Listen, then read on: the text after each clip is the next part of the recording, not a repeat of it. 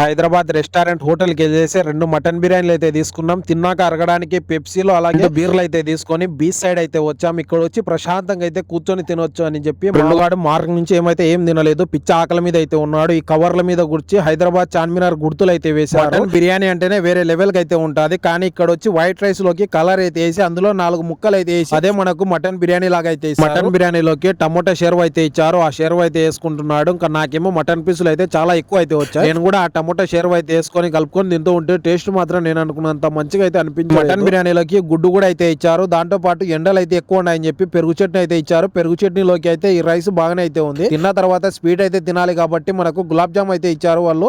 ఆ గులాబ్ జామ్ మాత్రం టేస్ట్ భలేగా అయితే ఉంది. తిన్నది అరగడానికి చాలా మంది పెప్సీ 7up అయితే తాగుతారు. నేను వచ్చి బర్బిగాన్ అయితే తీసుకొచ్చా. ఇది చూడడానికి సేమ్ బీర్ టైప్ అయితే ఉంటది. ఇది వచ్చి బీర్ కాదు, స్పీడ్ బీర్ లాగా అయితే ఉంటది. నేను చూసి ఎంతమంది బీర్ అనుకున్నారో కామెంట్ చేసి బొట్కెళ్తే సబ్స్క్రైబ్ కొట్టు.